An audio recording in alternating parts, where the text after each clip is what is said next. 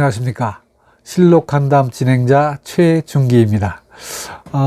이번 시간에도 지난 시간에 이어서 좀 바다와 관련된 이야기를 좀 해볼까 합니다. 오늘은 이제 좀 휴가철하고는 관계없는 우리 그 중국 어선들의 그 불법 조업 문제를 좀 한번 다뤄볼까 합니다. 외국들에 가려서 그 중국 그 해적들 이야기는 좀 못 들어보셨죠? 그런데 사실은 이 중국 그 해적들의 그 노략질도 만만치 않았어요. 중국 어선들의 불법 조업 때문에 아주 해마다 골머리를 앓고 있는데요. 우리 한 1600년대, 그러니까 17세기부터는 아주 그냥 그 중국 그 해적들의 그 이 노략질로 우리 그 서해안이 굉장히 그 불안하고 많은 피해를 입은 적이 있었습니다. 명나라는 원래 그 해금 정책을 가지고 있었어요. 그래서 좀 해양으로 진출하는 것들을 굉장히 좀 이제 저지하고 이제 안 했는데, 청나라로 들어오면서 이제 그 해양 진출이 이제 풀리게 되고, 또 자연스럽게 해양 진출하면서 해적들도 이제 등장을 하기 시작합니다. 그래서 이제 우리나라 그 주요 타겟이 이제 황해도하고 경기도 일대가 이제 그 많은 그 피해들을 입었는데, 아마 1600년대 중반을 넘었으면서 남해까지 이렇게 확대가 돼서 우리가 좀 피해를 입은 적이 있어요. 1607년 3월 13일자에 보면 아주 선조가 크게 노해서 노발대발했다는 그런 그 기록이 있습니다. 뭐 그 기록을 제가 좀 이 고상한 사람이 그 심한 얘기를 못해서 그냥 있는 그대로를 읽겠습니다. 이런 등신들, 장수라는 것들이 해초리로도 잡을 만한 그 오합지들 해적을 못 당하고 배까지 뺏기냐, 이런 병신 같은 놈들아, 니들이 송장이지 사람이냐, 뭐 이렇게 그 임금이 아주 그 막말을 하고 이제 크게 화를 냈던 적이 있었는데요. 뭐 선조가 뭐 처음부터 이렇게 화를 냈던 건 아니에요. 사실은 이거보다 이 일이 있기 4년 전이면 그렇죠. 1603년 1603년 7월 1일인데 이 호남 지방에서 이 세금을 왕창 거둬서 싣고 오던 그 쇠곡선이 이 한양으로 들어오기 위해서 이제 강화도 미고 앞을 이렇게 지나다가 해적한테 잡혀가지고 싣고 오던 양곡은 물론이고 그 쇠곡선 배까지 뺏겼어요.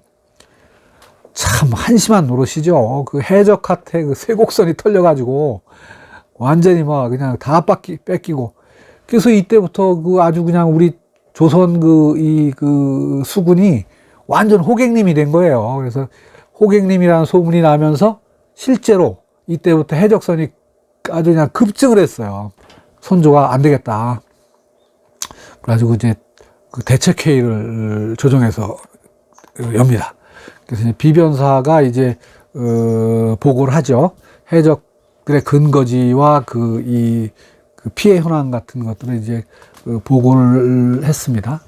이 보고에 의하면은 이쪽 요동반도 앞쪽에 이제 섬들이 이렇게 좀 군도가 이렇게 있는데, 거기 이제 해랑도라는 그 섬이 있습니다. 지금도 물론 이제 중국 지도 찾아보시면 그 요동반도 앞에 이제 해랑도라고 하는 제법 큰 섬이 하나 있는데, 그 섬을 근거지로 이제 해적들이 우리나라 서해안에 이렇게 노략질을 했던 거예요. 그래서 이제 우리가 중국 당국에 좀 단속을 해줄 것을 요청하고, 중국이 단속하기 힘들면 우리가 단속할 테니 좀 월경을 좀 허락해달라, 뭐 이런 요청을 하는 것으로 이날 이제 대책회의가 끝났습니다. 그래서 실제로 소탕 작전을 했는지 여부는 이제 기록이 없어서 확인은 못했습니다만은, 뭐 이런 일이 있고 난 뒤에 한 4년 후에 이렇게 또 병선까지 빼앗긴 거예요. 그날 그 대책회의에서 해랑도라고 하는 이 중국 해적들의 근거지가 이제 보고가 되면서, 이제 그때부터 해랑도를 근거지로 한 그 해적들이라는 뜻으로 해랑적이라고 했어요. 그래서 여러분들이 이제 외구는 많이 들어봤지만 중국 해적을 못 들어본 생소한 게 중국 해적은 중국 해적이라고 하지 않고 해랑적이라고 했어요.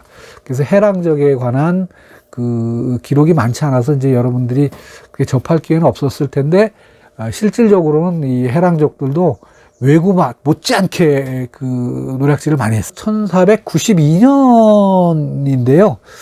뭐 이런 또 놀라운 이제 조사 보고서가 또 하나 있네요. 이 고익견이라고 하는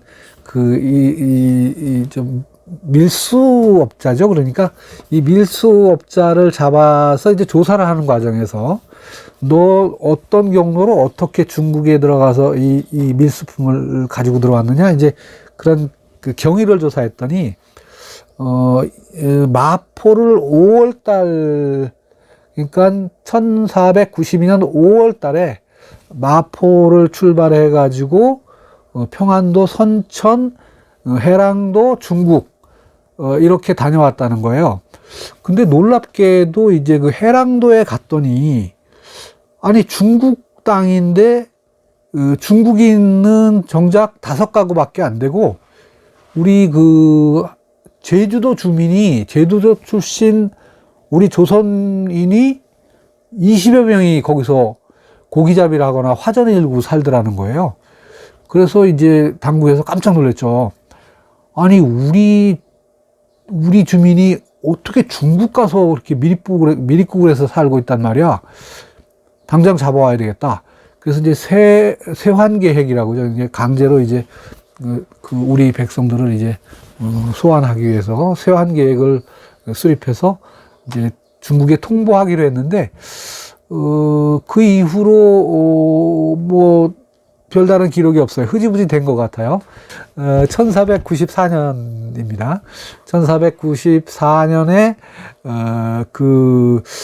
이름이 좀 이주민인 것 같은데요.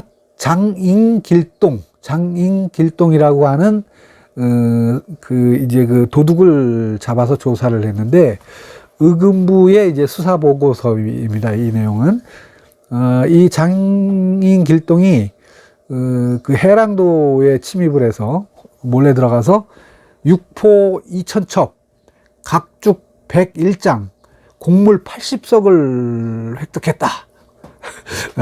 말이 좋아, 획득이 이제 훔쳐온 거죠.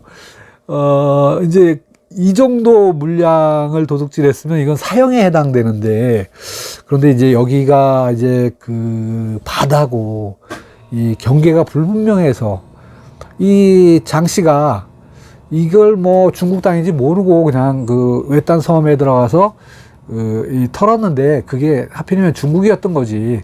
그래서 이제 조정에서도 사형에 해당되지만 이 바다 경계가 불분명한 바다인 것을 좀 고려해서 사형만은 좀 면하게 해주자.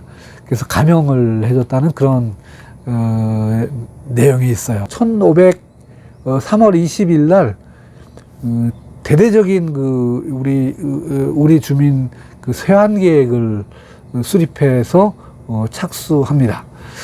여기 이제 보고서에 의하면 우리가 이제 이렇게 어쨌든 우리 백성을 세환하는 작전이지만 이게 이제 중국 영토 내에서 이제 이루어지는 작전이기 때문에 이제 중국에 사전 통보를 했습니다. 우리가 몇 월 며칠 날 이렇게 좀 세환 작전을 좀 펼치고자 하니 중국 쪽에서 좀 협조를 좀 허용을 좀 해주십사 이렇게 좀 요청을 했어요. 그래서 중국에서 이제 2가지 조건을 붙입니다. 우선 중국인이 다치지 않게 할 것, 그리고 세환을 했는데 그 중에 중국인이 있으면 즉시 송환 조치할 것. 이 2가지 조건을 붙여서 이제 그 중국 영토에 들어와서 작전을 하도록 이렇게 이제 허락을 합니다.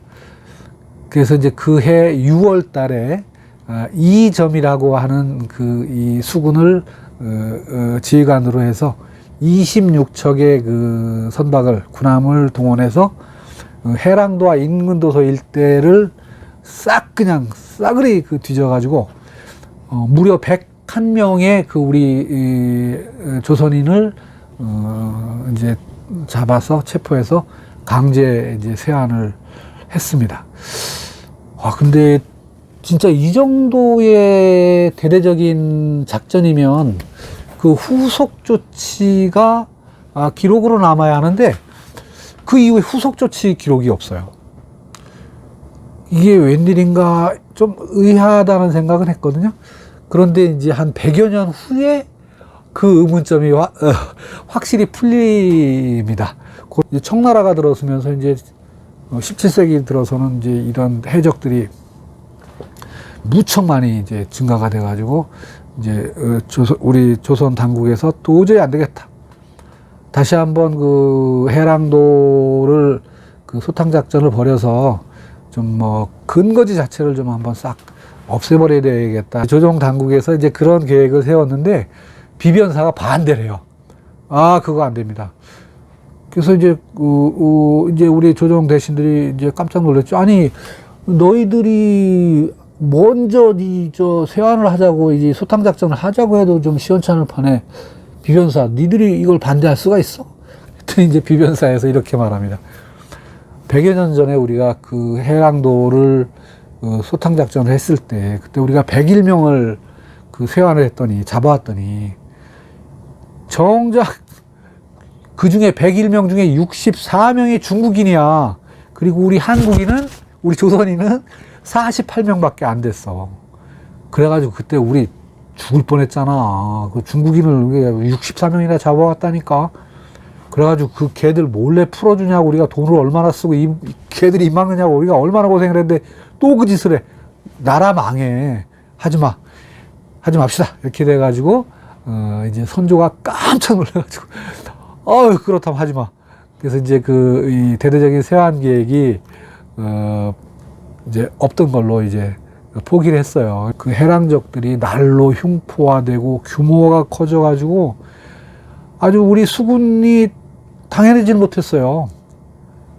그 1607년 6월 달에 한번 그 우리 수군과 중국 그 해적들이 붙은 적이 있는데, 중국 해적들은 13명이 사망하고 우리 수군이 10명이나 전사를 하는 그런 일이 벌어졌어요. 그러니까 뭐 정규군하고 맞붙어서 전투를 해도 밀리지 않을 정도로 규모가 커지고 아주 흉포화되고, 그래서 우리 수군이 정말 굴욕을 많이 당했어요. 그 중국 해적들한테. 1608년 9월 2일이었어요. 이거는 우리 수군의 그 굴욕사 요거 딱 한 가지만 하고 진짜 더 이상 안 할게요. 이제 법성포 소속 그 조국선이 이제 한 번 당한 적이 있기 때문에 이제 조국선이 단독 그 항해를 하지 않고 호송 이제 선단을 꾸려가지고 이제 수군의 이제 보호하에 이제 운송 중이었는데 또 대규모 그 해적을 법성포 앞에서 이제 만났어요. 그래가지고 호위하던 그 호위함의 지휘선이 도저히 중국 해적을 당하지 못하니까 도망을 쳤어요. 도망을 치다가 배를 버리고 결국은 그 섬으로 이제 숲속으로 숨어 들어갔어요. 배를 버리고 육지로 도망을 가버리는 이런 우리 그 해군사에 굴욕을 남긴 적이 있습니다. 1608년에 그런 일이 있었는데요. 그러니 뭐 하물며 호위선에 호위를 받으면서 운행하던 이 조곡선도 이렇게 털릴 정도니 우리 백성들이야 뭐 오죽했겠어요. 아주 나무하러 갔다가 잡혀간 어린애부터 해서 어떤 놈은 심지어는 정말 빼앗을 게 없으니까 입고 있던 옷까지 빼앗아간 그런 일이 있었는데요. 뭐 이렇게 작전을 하다 보면 우리가 그렇게 수모를 겪는 경우도 있고 또 우리도 큰 전과를 올린 적도 있고 합니다. 우리가 늘 그렇게 당한 것만은 아니고요.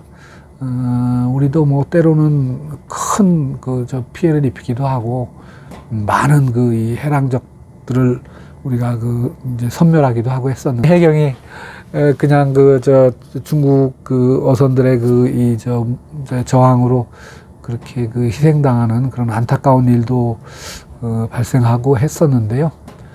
뭐 성경에 나오는 얘기이긴 합니다만은 이런 이야기가 있죠.